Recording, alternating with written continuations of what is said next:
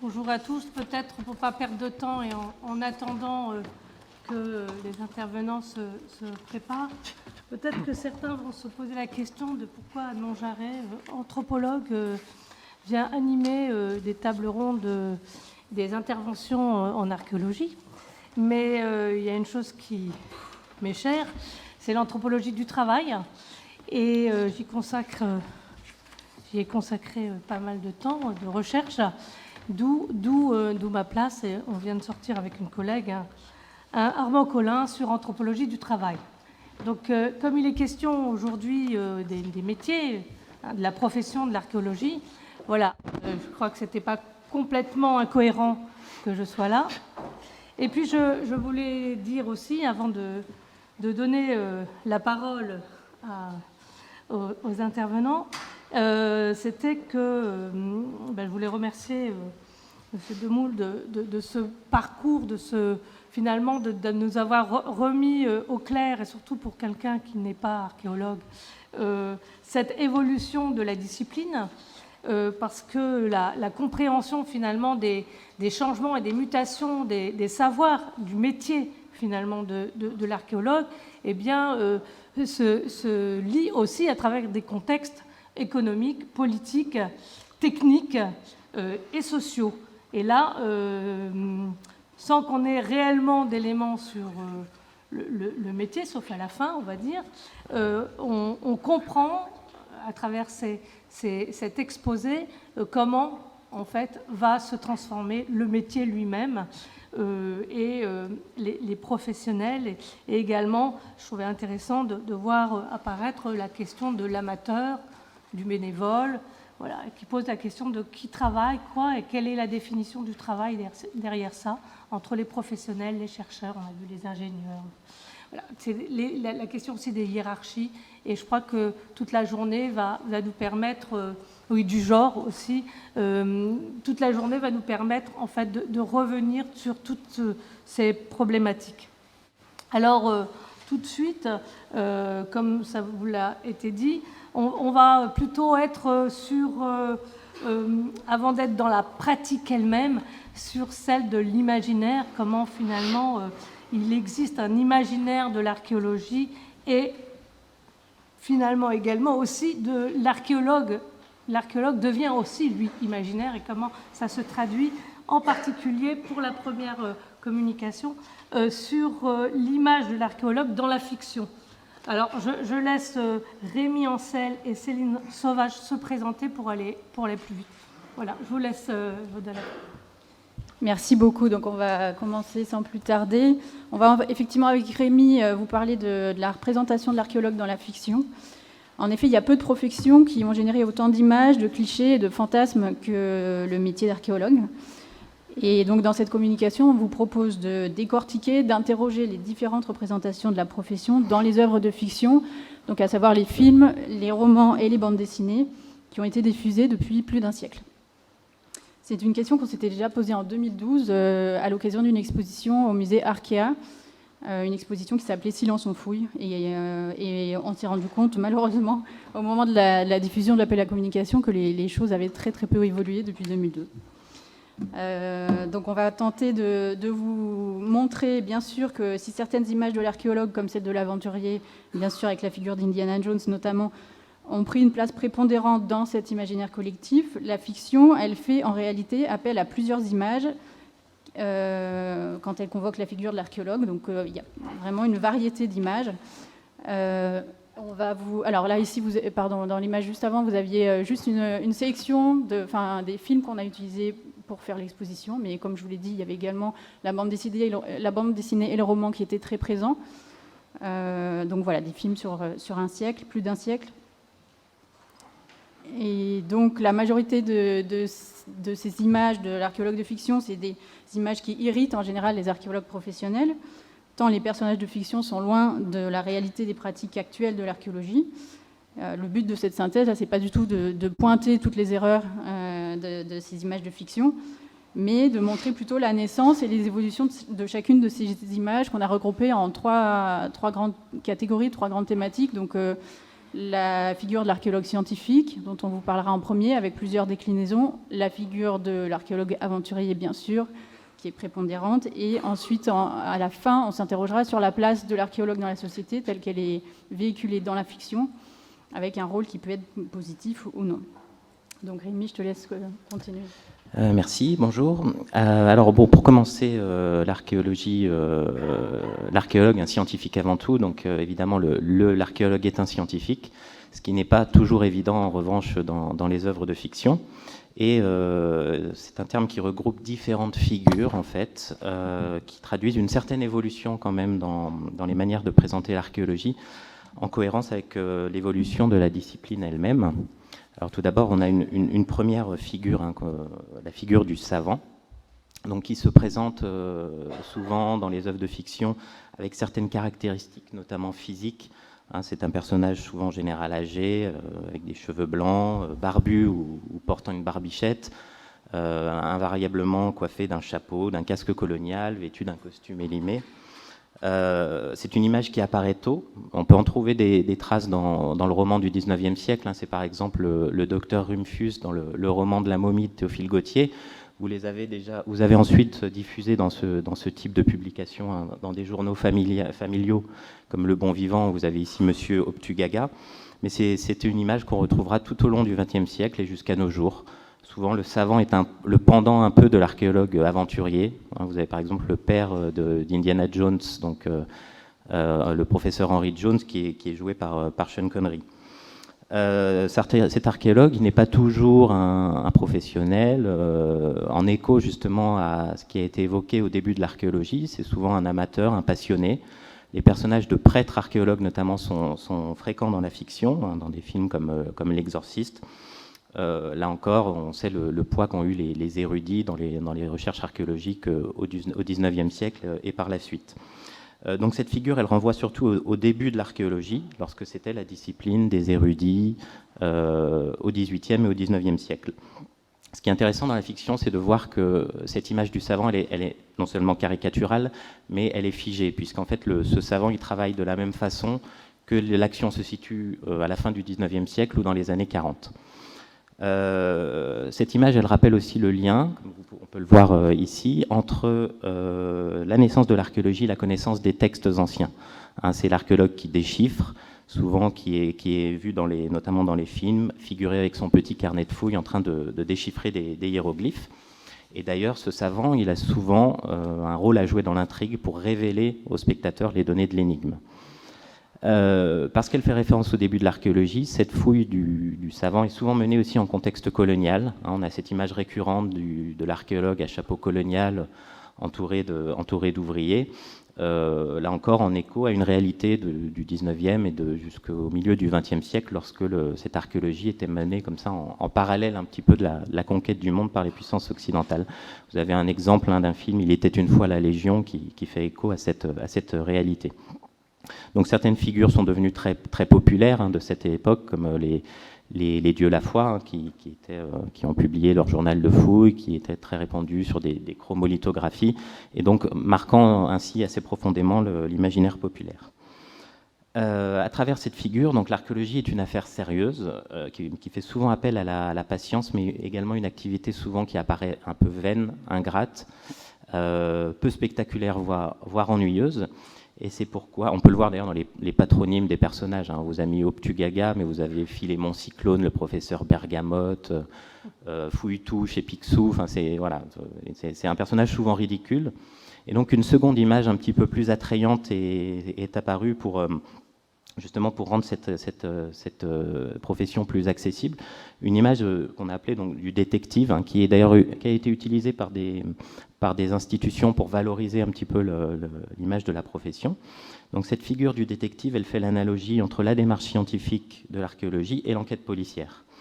L'archéologue détective est souvent utilisé comme une déclinaison de l'archéologue scientifique. Cette analogie, on la trouve déjà chez Agatha Christie, hein, qui était elle-même épouse d'un archéologue, et plus tard, elle s'est retrouvée dans des romans tels ceux de Fred Vargas, qui est donc archéozoologue à la ville, et dans de nombreux films qui sollicitent un petit peu le vocabulaire de l'enquête policière. Alors vous avez eu, il y a une vingtaine d'années, Belphégor. Vous aviez également On a volé la cuisse de Jupiter, film un petit peu oublié de Philippe de Broca, où l'enquête policière constituait en la reconstitution d'une statue de Jupiter. C'est une image d'ailleurs qui s'est répandue un petit peu dans les médias, puisque dès lors qu'on veut aussi un petit peu valoriser la découverte archéologique, on emploie souvent dans des reportages le vocabulaire de l'enquête. Voilà. Et puis une autre déclinaison qui est proche, c'est celle de l'expert, qui a particulièrement le vent en poupe aujourd'hui, mais qui apparaît finalement assez anciennement, déjà dans les années 30, au moment de l'émergence de disciplines connexes et de l'apparition des techniques d'analyse et de datation nouvelles. Donc là, dans la fiction, c'est un archéologue qui va travailler en laboratoire et qui va s'appuyer sur des sciences physico-chimiques, des techniques de pointe. Mais c'est évident qu'on ne va utiliser on va en donner une image déformée.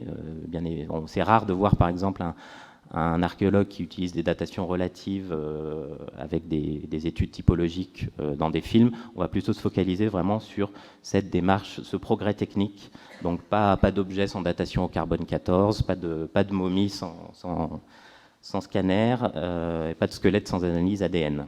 Voilà, donc un langage de l'expertise qui se répand également dans les médias, qui a tendance aussi à appuyer, je trouve, cette analogie, cet emploi des sciences dures dans l'archéologie. Donc même si cette discipline, avec ces nouvelles images, apparaît comme plus séduisante, elle reste complexe pour le grand public, et c'est pourquoi certaines images restent plus courantes, comme celle de l'aventurier. Donc voilà, l'aventurier, c'est bien sûr la représentation la plus courante de l'archéologie dans la culture populaire. C'est aussi l'image la plus décriée par les professionnels du métier.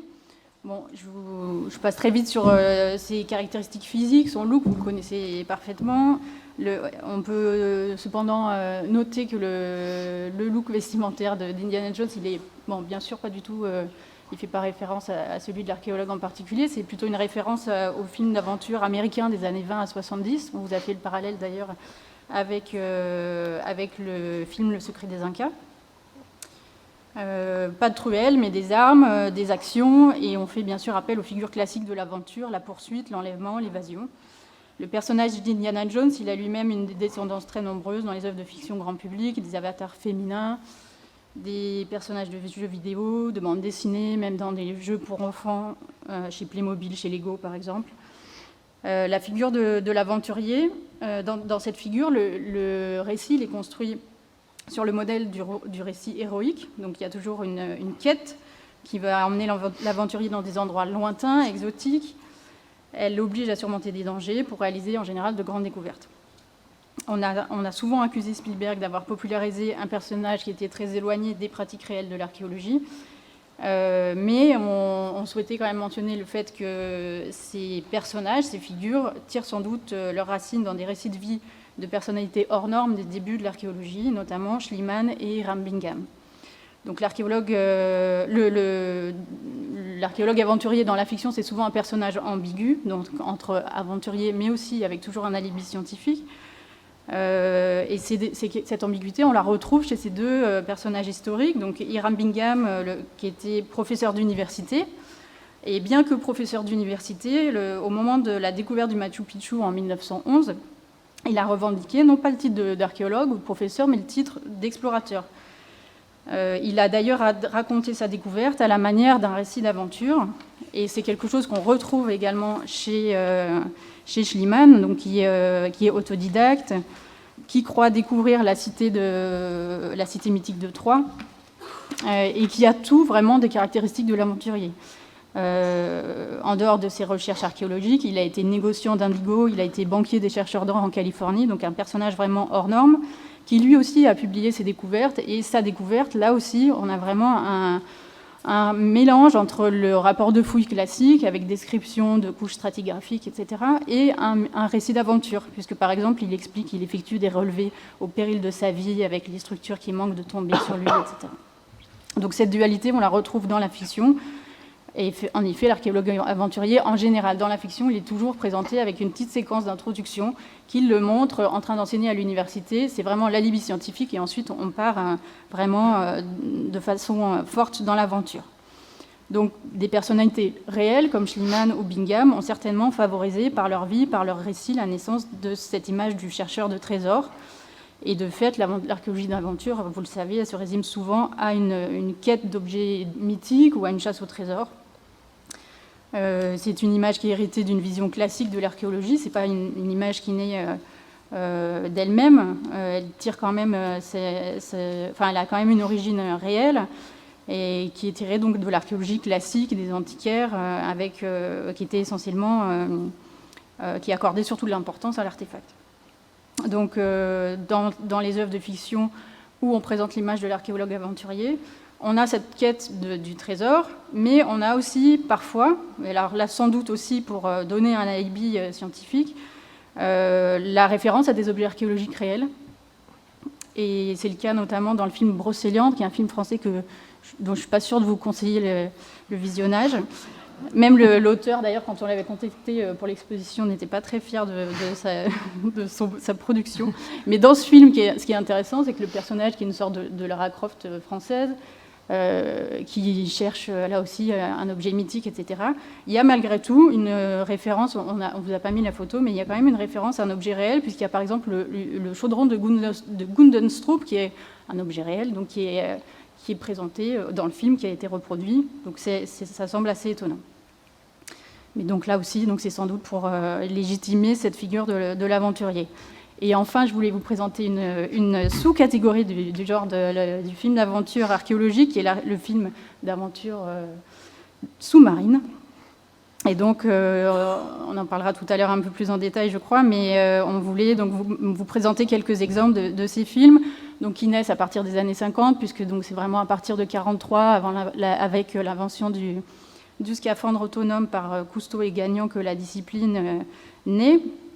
Et donc, dans les années 50, l'archéologie sous-marine, elle représente un nouveau monde disparu, et donc elle va être citée à plusieurs reprises dans des œuvres de fiction, notamment dans La Cité sous la mer et aussi dans le film Ombre sous la mer, qu'on a en général complètement oublié aujourd'hui, mais qui a eu un très très grand succès à l'époque, notamment avec une chanson qui était devenue très populaire et qui met en scène l'actrice Sophia Loren, qui est donc non pas archéologue, mais plongeuse, chercheuse d'éponges, et qui travaille en binôme avec un archéologue. Et donc dans ce film, ce qui est intéressant aussi, c'est que c'est comme dans Brocéliande, on a aussi la référence à un objet archéologique réel, puisque la statue en bronze d'enfant sur un dauphin qui est présentée, qui est découverte au cours du récit, elle fait directement référence à l'enfant, au jockey du Cap Artemision. L'enfant, vous voyez, c'est exactement le même. Donc là aussi, alibi scientifique qui vient dans une aventure, dans un récit d'aventure qui est lui complètement irréel. Des œuvres, donc des images diverses et des œuvres de fiction qui nous permettent de nous interroger dans un premier temps sur la place de l'archéologue dans la société, vue à travers la fiction. Est-ce que cet archéologue, c'est un personnage vertueux ou est-ce que c'est une menace pour la société? Donc un héros vertueux, d'abord, c'est vrai que c'est souvent présenté l'archéologue comme un personnage de fiction positif. Faut savoir qu'en France, il a été joué par des acteurs populaires. Il y a eu Jean Marais dans un film qui s'appelait La Provocation dans les années 60. Plus tard, dans les années 80, Gérard Depardieu, Pierre Arditi dans L'amour à mort, ou Francis Perrin dans On a volé la cuisse de Jupiter. C'est un archéologue qui peut avoir parfois une image romantique. Là encore, c'est inspiré de toute une littérature romantique où, par exemple, souvent le savant tombe amoureux de sa découverte. C'est le cas chez Théophile Gautier, dans le roman de la momie, dans Le joyau des 7 étoiles de Bram Stoker. Donc on a cette image d'archéologue qui parfois est un idéaliste, un petit peu déconnecté de la réalité, ce qui en fait plutôt un héros sympathique.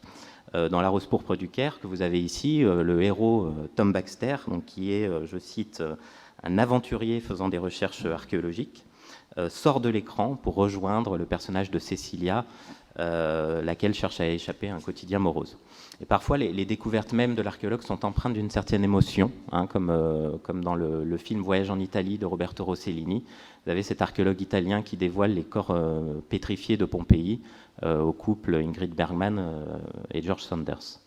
Donc, dans la réalité, d'ailleurs, donc le souhait de plus en plus on a de plus en plus tendance, et heureusement, à présenter l'archéologie sous l'angle de la sauvegarde du patrimoine. Et c'est quelque chose, malheureusement, qui tarde un petit peu à imprégner la fiction. Souvent, la fiction se limite à faire intervenir un archéologue vertueux face à des pilleurs ou à des trafiquants sans vergogne. Certaines œuvres, cela dit, présentent une image un petit peu plus paradoxale. C'est celle de l'archéologue qui détruit les vestiges en même temps qu'il les révèle.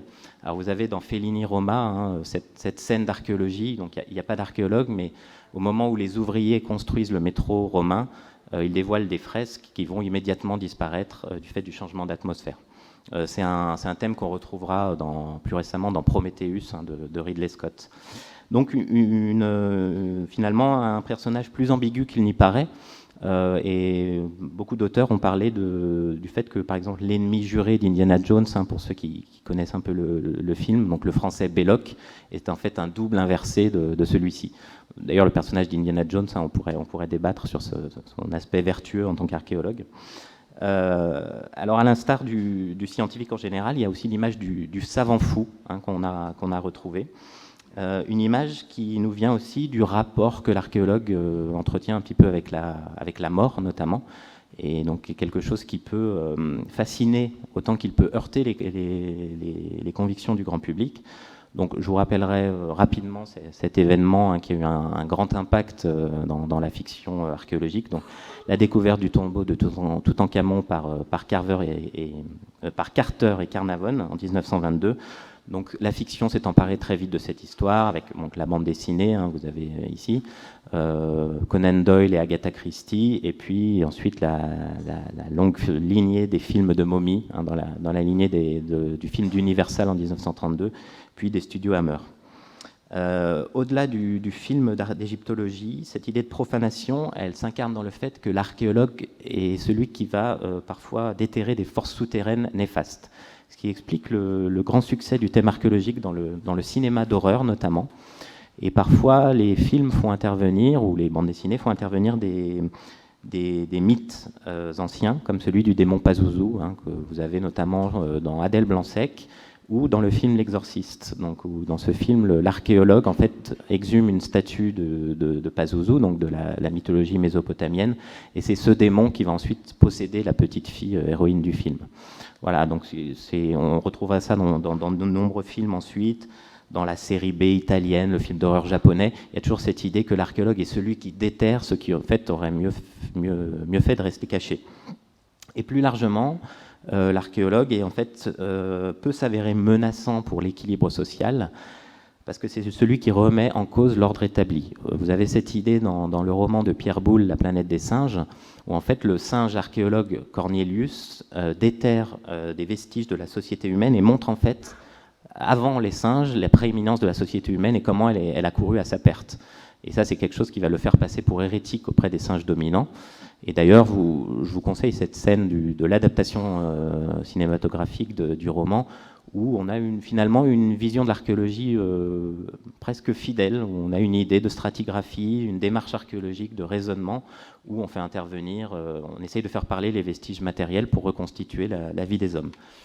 Preuve parfois que la fiction peut s'inspirer de manière plus ou moins réaliste de l'archéologie réelle. Donc pour conclure, je pense que vous l'aurez compris, la fiction ne présente pas une image unique de l'archéologue, mais vraiment des images qui sont diverses. On notera qu'à travers ces images, la société ne présente pas l'archéologie comme une démarche, mais comme une action concrète. C'est une recherche pointue, c'est une aventure périlleuse, c'est une simple fouille de terrain. Et donc ce qui importe le plus, c'est l'action plus que les résultats. Ça n'est pas étonnant. Le but de la fiction, ça n'est pas de dresser un portrait fidèle de l'archéologie, c'est de divertir, c'est de raconter une histoire, c'est d'embarquer un spectateur ou un lecteur. Donc malgré les évolutions que connaît la discipline elle-même et la pratique de l'archéologie, les figures de l'archéologue de fiction, elles demeurent très figées. La figure de l'aventurier, elle reste bien sûr prédominante. Ça n'est pas étonnant, c'est qu'elle constitue un support idéal au récit des œuvres de fiction et de divertissement. L'archéologie préventive, quant à elle, elle est très peu présente, très peu présentée dans la fiction. Il y a seulement quelques films qui évoquent l'archéologie en amont de travaux d'aménagement. C'était le cas notamment dans Le Tombeau. Il y a aussi des films qui ont été l'occasion de présenter des sites archéologiques réalistes, voire même réels. C'était le cas notamment dans Pars vite et reviens tard, qui avait été l'occasion de filmer les fouilles préventives menées par l'INRAP à l'Institut Curie en 2006. Donc l'image de l'expert, quant à elle, elle est de plus en plus importante dans la fiction. C'est peut-être parce que l'archéologie préventive, qui souhaite vraiment démontrer sa légitimité, a tendance à véhiculer l'image d'une discipline experte, sérieuse. Voilà, toutes ces œuvres de fiction et ces différentes figures de l'archéologue qu'on vous a présentées aujourd'hui, l'image caricaturale que la fiction donne de l'archéologue, est-ce qu'elle est forcément néfaste finalement ? Est-ce qu'il n'est pas parfois utile de pouvoir expliquer la démarche archéologique en utilisant l'image plus connue de l'enquête policière ? Est-ce qu'il faut décrier ces stéréotypes ? Ou est-ce qu'on peut en prendre conscience et tout simplement les assumer pour mieux les déconstruire, notamment quand on est amené à communiquer auprès du grand public ? La figure de l'aventurier, elle constitue un repoussoir pour la majorité des archéologues professionnels, mais est-ce qu'elle n'a malgré tout pas le mérite de permettre d'assumer la part d'émotion qui a conduit en tout cas nombre de professionnels à choisir ce métier. Voilà, je vous remercie. Merci.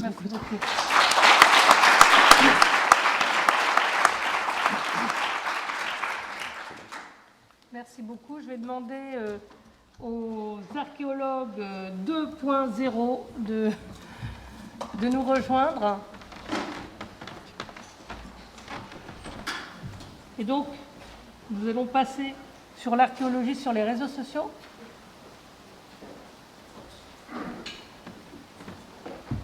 Avec Jean-Loïc Lequelec, Émilie Briand et Faustine Boulet. Alors, on va parler d'un sujet qui fait souvent grincer des dents, l'archéologie sur les réseaux sociaux. C'est parti ? C'est parti. Alors, pour commencer, je vais vous énoncer... Je vais enlever mon masque déjà. Je vais vous énoncer 2 points. Alors, en France, on compte plus de 40 millions d'utilisateurs actifs sur les réseaux sociaux, que ce soit Facebook ou YouTube. À côté de ça, comme le rappellent 2 sondages coordonnés par l'INRAP en 2011 et 2017, les Français, et plus largement les Européens, aiment et plébiscitent l'archéologie. Donc tout cela semble positif pour la figure de l'archéologue sur les réseaux sociaux, mais comme le rappelle le CLEMI, le Centre pour l'éducation aux médias et à l'information, dans son dossier de presse pour l'exposition Fake News, Art, Fiction et Mensonges, sur nos fils d'actualité, les contributions des internautes lambda occupent le même espace que celles des agences de presse et des médias professionnels. En gros, chaque minute, 500 heures de vidéos sont uploadées sur YouTube, et donc apprendre à faire le tri entre informations fiables et infox, c'est littéralement complexifié. De plus, la majorité des adolescents s'informent via les réseaux sociaux, et ça en fait un public particulièrement touché par le sujet dont on va vous parler. Alors on peut légitimement se poser la question, quelle est l'image de l'archéologie sur les réseaux sociaux, ou plutôt, quelle image lui donne-t-elle ? Lui donne-t-on ? Je vais y arriver. La réponse n'est pas forcément joyeuse, car plus que l'archéologie, c'est la pseudo-archéologie qui se diffuse sur les réseaux sociaux, où elle y trouve une chambre d'écho sans pareil. Les hypothèses les plus diverses et imaginatives côtoient des publications plus sérieuses, mais se diffusent bien plus largement. Alors, on a ici par exemple le petit cas, c'est un des petites choses qu'on retrouve régulièrement, c'est le cas des géants, en fait, qu'on retrouverait en fouille et qui serait quelque chose de caché, mais qu'on retrouve un peu partout dans le monde. C'est issu en fait d'un montage d'un concours Photoshop tout simplement, et c'est présenté encore régulièrement, comme une découverte archéologique réelle. C'est juste un tout petit exemple pour introduire le sujet. Alors, il y a un vocabulaire qui accompagne toutes ces hypothèses, qui donne une idée de la figure de l'archéologie ou de l'archéologue qui est ici diffusée. Donc on parle d'archéologie officielle, qui désigne l'archéologie professionnelle et scientifique, donc, mais qui sous-entend surtout qu'il y a une archéologie officieuse, donc cachée, donc qu'on nous ment. Il y a l'archéologie interdite, donc vous avez ici de nombreux groupes en fait, Facebook qui sont dédiés à cela, qui est en fait pour nous la pseudo-archéologie et qui en fait reprend encore une fois l'idée de manipulation. Les gens qui vont pratiquer cette archéologie interdite, ce que nous on peut appeler les pseudo-archéologues, se qualifient eux de chercheurs de vérité, donc par opposition à l'archéologue scientifique qui devient donc finalement un promoteur de mensonges. L'archéologie est dogmatique. En fait, comme la fiction, on l'a vu tout à l'heure, peut continuer à diffuser, on a une idée très passéiste de ce qu'est l'archéologie dans ce genre de groupe. Et enfin, on retrouve énormément le terme troll. Le troll, c'est celui, à la base, qui vient un petit peu piquer, critiquer par des interventions, j'arrivais sur Facebook, et qui est devenu plus largement tout contradicteur, c'est-à-dire toute personne qui va venir contredire l'idée ici diffusée sur ces groupes. Donc si on veut faire une petite blague, cette journée d'études, en fait, c'est un rassemblement de trolls au service de l'archéologie officielle et dogmatique. Je suis sûre que ça vous plaît. Alors, dans le domaine, dans notre domaine qui nous occupe ici, les gros champions, ce sont les documenteurs. Alors, je reprends ce terme, on l'utilise dans le cadre de notre association, donc association de lutte contre la désinformation en histoire de l'art et archéologie. Il est long ce Oui, mot. on résume en ALDA, c'est plus facile à dire.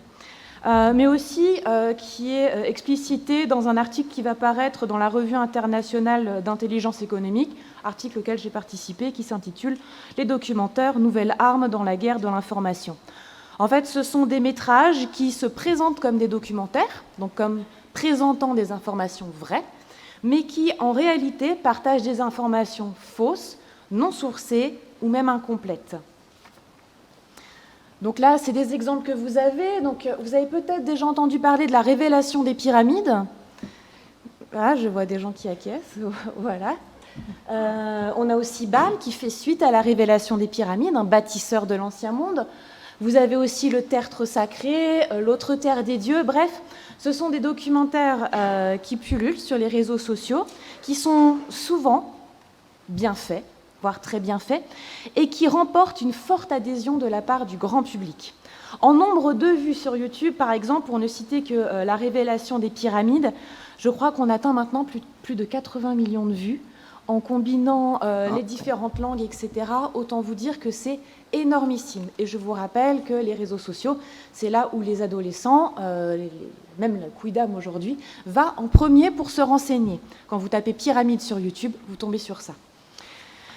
Et puis la diffusion va même au-delà des réseaux sociaux, puisque la révélation des pyramides est diffusée très régulièrement sur RMC, et BAM aussi diffusée sur Amazon Prime. Et puis Émilie vous parlera tout à l'heure d'un cas particulier sur Netflix. Qui va arriver bientôt. Voilà.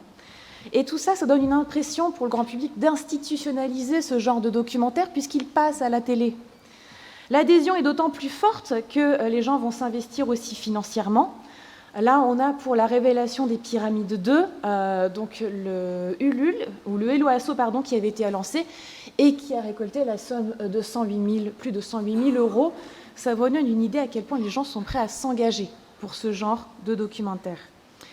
Ces documentaires, donc, à l'impact fort, font appel à l'émotionnel. Ils vont toucher de cette manière le grand public. Ils vont utiliser aussi des petits gimmicks liés au cinéma. C'est pour ça que c'est bien fait, c'est pour ça que ça marche.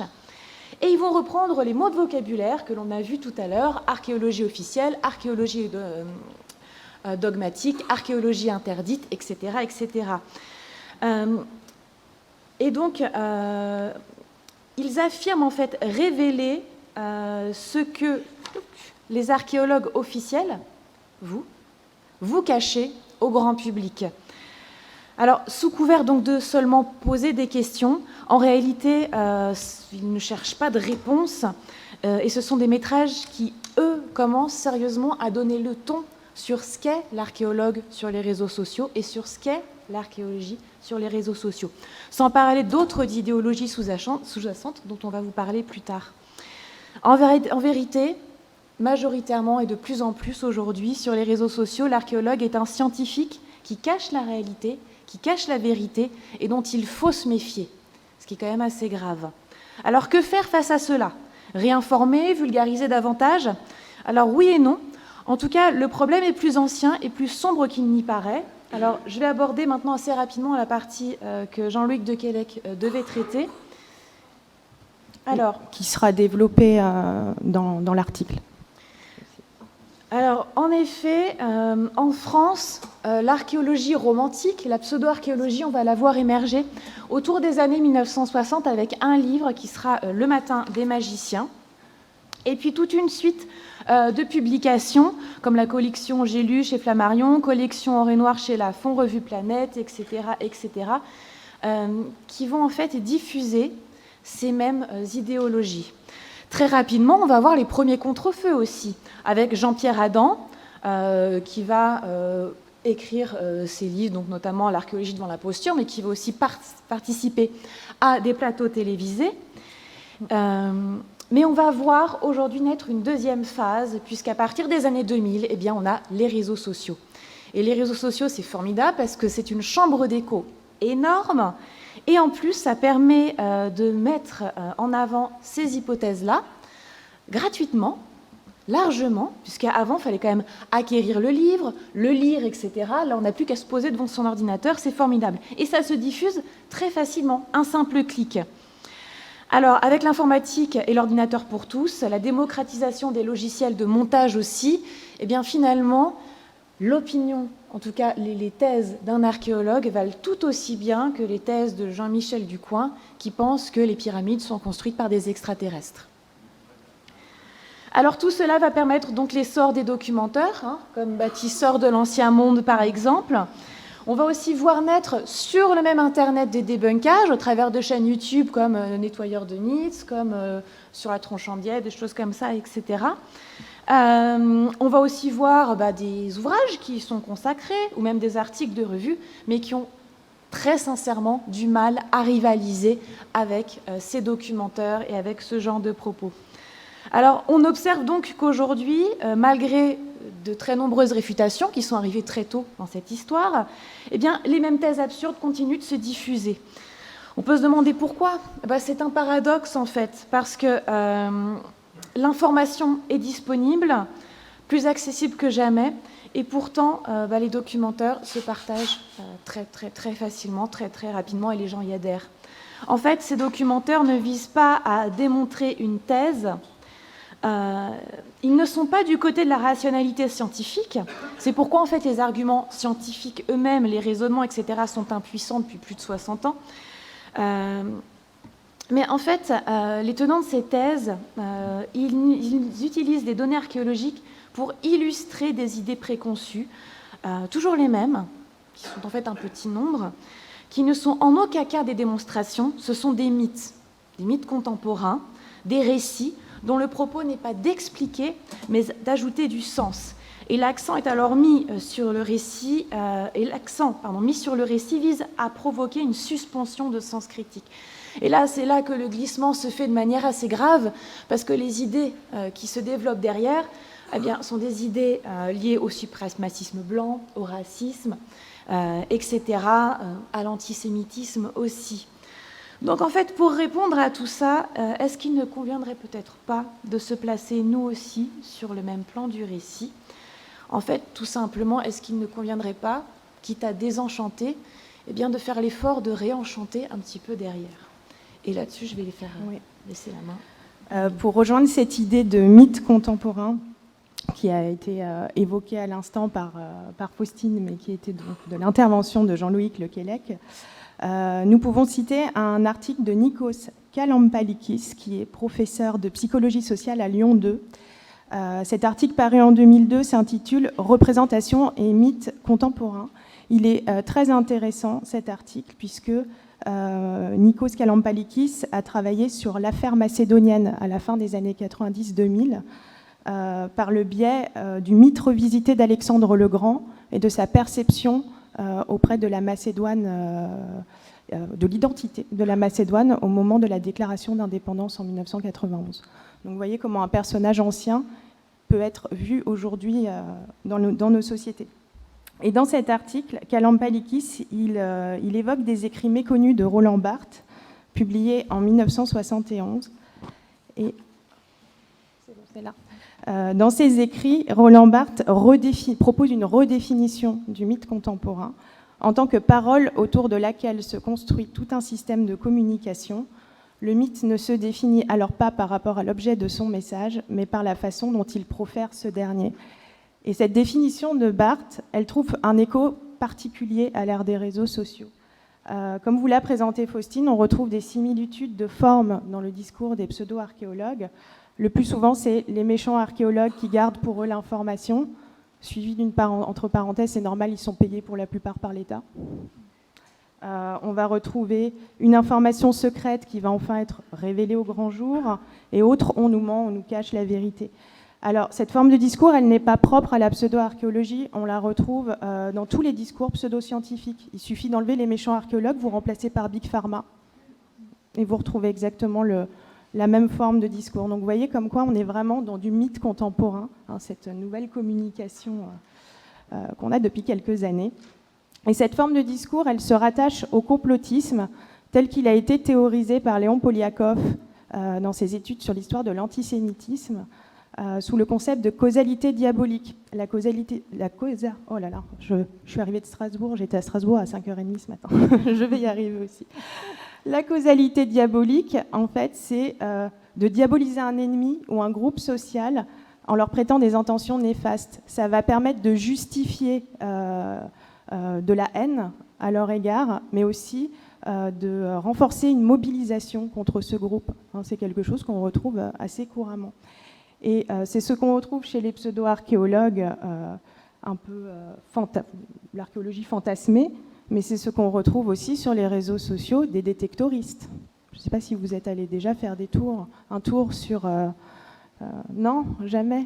Ça fait mal un peu aussi au moral. On retrouve exactement le même type de discours, l'archéologue qui veut garder l'information. Enfin voilà, on est vraiment sur une forme de discours très particulier que l'on retrouve. Alors, ça fait pas mal d'années qu'on fait de la veille sur les réseaux sociaux, que ce soit la pseudo-archéologie fantasmée ou les réseaux de détectoristes.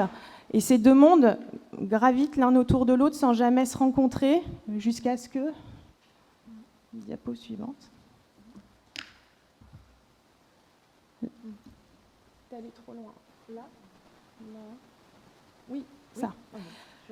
J'ai caché le nom, mais la personne qui a écrit ce statut est un pseudo-archéologue notoire qui a publié pas mal de livres, dernier en date étant sur des pyramides en Bosnie.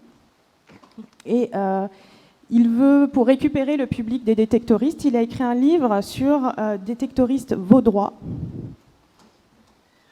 Sur un article, voilà. A priori, ce sera abrogé finalement, selon lui. Du coup, on peut faire de la détection. Ce n'est pas interdit par le Code du patrimoine. Enfin, voilà, pour vous montrer que ces deux mondes aussi sont en train de se rencontrer, finalement, parce qu'ils ont un ennemi commun. Et cet ennemi commun, malheureusement, c'est vous. Voilà, c'est nous. Alors, on peut rester sur cette diapo-là. Comme ça, vous pouvez voir aussi les petits commentaires à côté. Alors, selon l'Institut Descartes, le complotisme, ce n'est pas simplement une adhésion maladroite et malheureuse à ce type de discours. C'est une démarche opportuniste, stratégique et idéologique qui permet, comme je vous le disais tout à l'heure, la fabrication d'un ennemi commun. Mais pour autant, et puis de se victimiser aussi en retour, puisque forcément, c'est les autres qui sont méchants. Voilà. Cette dynamique de victimisation, et là je cite toujours l'Institut Descartes, qui est propre au complotisme, si elle est moteur de racisme et d'oppression, elle devient particulièrement redoutable. Et on a de nombreuses théories pseudo-archéologiques qui véhiculent un fond raciste. Alors je ne sais pas si vous connaissez le néo-évémérisme. Non, c'est un mot étrange. Ce serait en fait l'intervention de civilisations extraterrestres ou avancées, comme les Atlantes par exemple, pour justifier la mise en place de monuments anciens. Par exemple, les pyramides mésoaméricaines, on a plein de thèses qui disent que c'est forcément pas les sociétés qui ont pu les construire elles-mêmes. Il n'y a pu avoir qu'une intervention d'une société plus avancée. Alors déjà, plus avancée, ça pose un peu problème. Et puis surtout, pour citer une des pyramides mésoaméricaines célèbres, la pyramide de la Lune à Mexico, elle est construite à 10 ans près, au même moment que le Colisée. Donc pourquoi est-ce que, pour les peuples mésoaméricains, on leur refuse la pérennité de la construction de leurs architectures, mais pas à Rome. Donc vous voyez qu'il y a aussi un petit problème de perception par rapport à ça.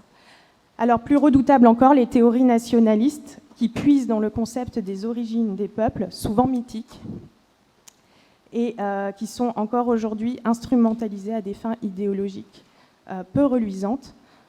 Ces dernières années, et là ces derniers mois, ces théories sont plus que jamais présentes sur les réseaux sociaux.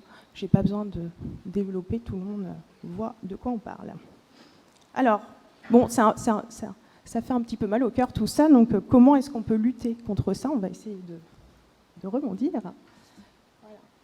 Alors, cette désinformation, en fait, par le biais de fake news, ça s'est vraiment développé à vitesse grand V ces dernières années, notamment par le biais des comptes sociaux de Trump, QAnon, vous savez, ceux qui sont allés au Capitole. Voilà. Le Covid n'a pas aidé non plus, hein, la situation sanitaire, sanitaire n'a pas aidé. Et la solution immédiate qui est mise en place presque systématiquement par des médias et des réseaux sérieux, c'est ce qu'on appelle le fact-checking. Vous en avez sans doute entendu parler maintenant dans pas mal d'émissions journalistiques. On parle de fact-checking, la vérification des faits. Alors ça, c'est une solution presque d'urgence. Mais comme le sous-entendait Jean-Loïc, qui n'était pas là, mais par le biais de Faustine, on a beau faire du fact-checking, du debunk, en français on dit déboulonnage. Voilà. C'est quand on remet les faits dans ces théories. Malgré ça, ces infos, elles continuent de se propager et les gens continuent d'y croire parce qu'en fait, ça touche justement à la croyance. Et ça rejoint un petit peu la communication précédente qui disait finalement, c'est peut-être pas plus mal que de garder un petit peu de l'imaginaire puisque ça plaît aux gens. Alors après, il faut le faire de manière peut-être un peu plus correcte et pas avec pour objectif de tromper les gens. Alors, la question à se poser, finalement, ce n'est pas comment lutter, ce serait plutôt peut-on lutter? Parce que finalement, si toutes ces thèses sont devenues aujourd'hui des mythes, si la pseudo-archéologie est devenue un mythe, il semble illusoire de vouloir lutter contre un mythe, de vouloir lutter contre une croyance. Hein, et je pense que c'est un puits sans fond, et on s'en aperçoit quand même depuis quelques années. Donc la solution, ce serait plutôt de travailler avec, en appuyant sur la médiation culturelle, la vulgarisation qui nous semble être la clé pour amoindrir ce phénomène. En archéologie, le constat il est plutôt rude. On a raté le coche des réseaux sociaux il y a 15 ans. C'est pas propre à l'archéologie, c'est toutes les sciences. Hein. C'est pour ça qu'au niveau des fausses informations concernant le Covid, ça a beaucoup bougé parce que c'est pareil pour tout le monde. Et donc reprendre une place sur les réseaux sociaux, vraiment reprendre un temps de parole sur les réseaux sociaux paraît extrêmement important. Alors, tout n'est pas sombre parce qu'on a l'INRAP qui est particulièrement présente sur les réseaux. On a aussi certains opérateurs privés qui ont des chaînes qui fonctionnent assez bien. Les collectivités territoriales sont moins présentes du fait justement qu'elles dépendent d'une collectivité qui va peut-être pas forcément autoriser la communication facilement.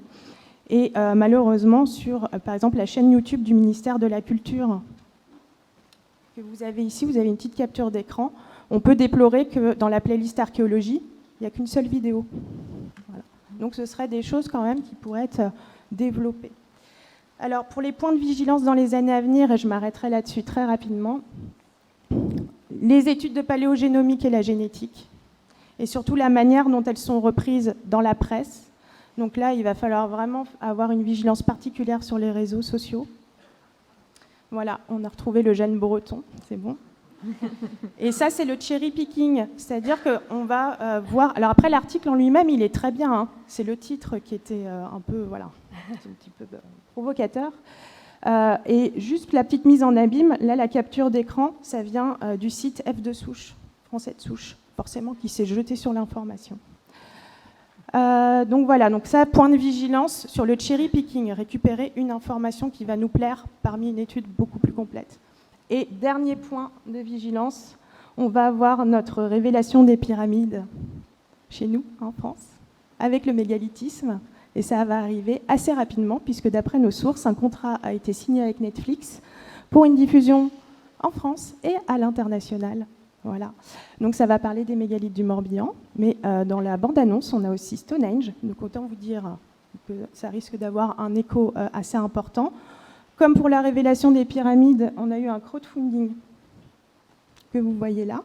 Et puis je vous laisse admirer un extrait des commentaires sous l'appel à dons, et vous retrouvez exactement tout ce dont on a parlé tout à l'heure. Hein, c'est bizarre, c'était caché. Voilà. Oh, bah, ça va vite arriver au grand jour, la vérité. Enfin, voilà, tout ce système de discours. Et là, on risque d'avoir un problème d'hyperfréquentation des sites, puisque les mégalithes morbihanais sont pour la plupart en forêt, accessibles assez facilement. Donc là, on risque d'avoir un souci d'hyperfréquentation, peut-être d'érosion des sites. Et en plus, on a un classement UNESCO qui est imminent dans cette zone. Donc ça risque de donner aussi peut-être de la visibilité encore plus à ce type de documentaire. Voilà. Donc soyez vigilants. Merci.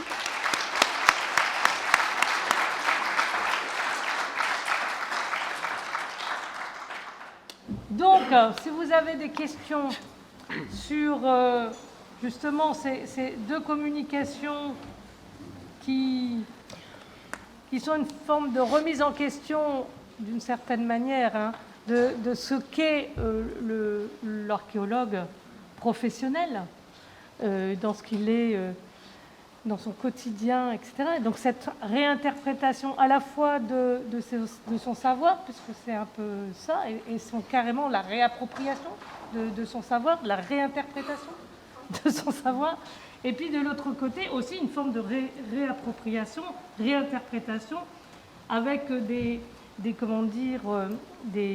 objectifs différents, d'atteintes différentes, hein, mais quand même des façons de retravailler une image. Voilà, alors comment se joue finalement la réaction là, on était du côté de la fiction et des réinterprétations, donc comment se joue le dialogue, s'il peut y en avoir entre guillemets, il y a les vrais archéologues et puis les fictionnels et les faux archéologues, puisque voilà, il y a aussi tout ça. Donc comment ça se joue, et voilà. Donc si vous avez des questions, n'hésitez pas. Et c'est toujours ça, la première séance, les premières sessions, on a du mal, on n'est pas encore dans le mouvement, mais ça y est.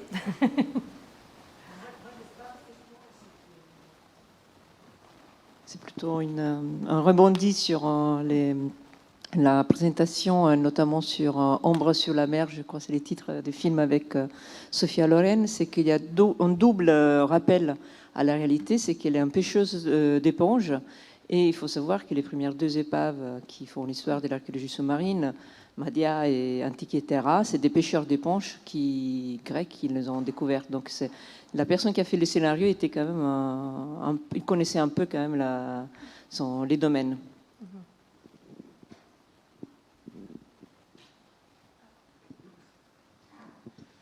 Oui, concernant l'image de l'archéologie préventive, elle existe dans une thématique que vous n'avez pas mentionnée, ce sont tout ce qui est film TV. Notamment, je vous renvoie sur la série Meurtre A. Il y en a même une qui doit se passer sur Bordeaux dans une draque, et je crois bien que l'assassin est le draque lui-même. Et avec collaboration de l'INRAP, avec... Oui, non, effectivement, on les a pas...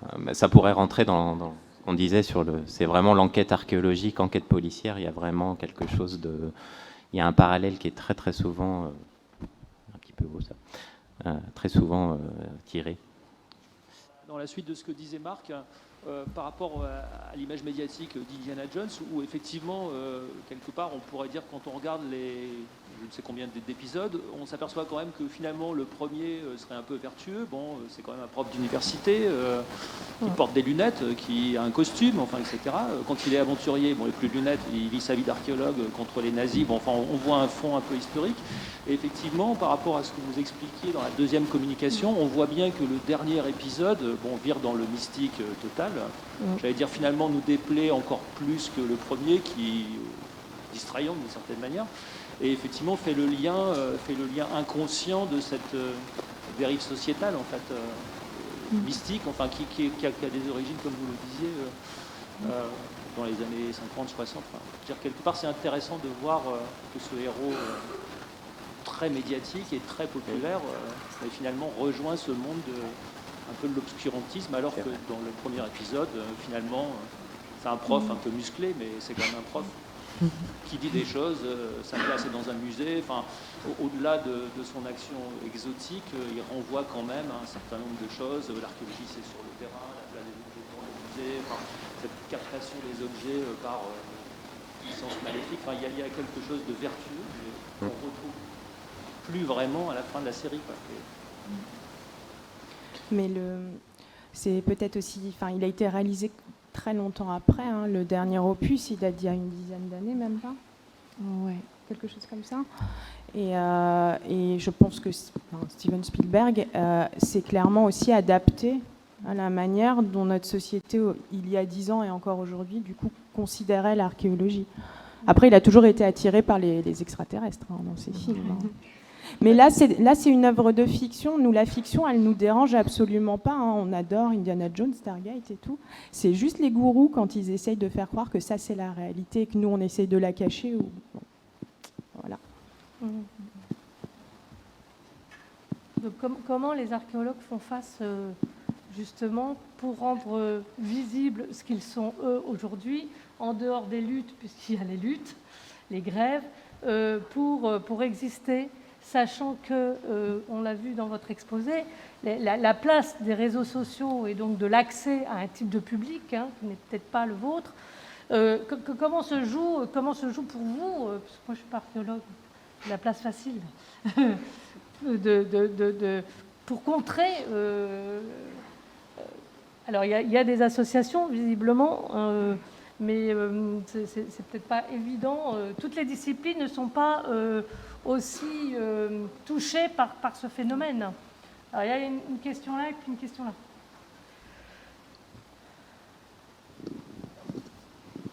Là et puis après là. Oui. Moi, c'est pas une question, mais ce que vous avez dit me fait penser à quelque chose. Donc, je suis ethnologue et j'ai observé des archéologues au travail, au Maroc notamment. Et je m'interroge sur, enfin j'ai envie de vous questionner sur justement la place de l'archéologue dans la société qu'il étudie en fait, parce que si on regarde, enfin je ne vais pas alimenter tout ce que vous avez, c'est pas ça, mais sur le savoir et le statut de ce savoir, y compris sur le terrain même, parce que quand on voit les archéologues, ils sont environnés il y a de l'espace entre eux et les gens qui vivent là où ils fouillent, par exemple. Il y a des barrières, ils sont à distance, il y a une communication qui est très particulière, qui est peut-être inexistante parfois, ou qui passe par des... et moi, sur le terrain, c'est un terrain que j'ai trouvé très intéressant d'un point de vue ethnologique, de regarder la place en fait, de l'archéologue sur son terrain et au sein de la société, très concrètement, qu'il étudie. Et il me semble que peut-être ces choses-là peuvent alimenter... ces histoires fausses, en fait, qui font écho à des archétypes très, très anciens et très profonds, qu'on voit mal comment on va pouvoir déminer.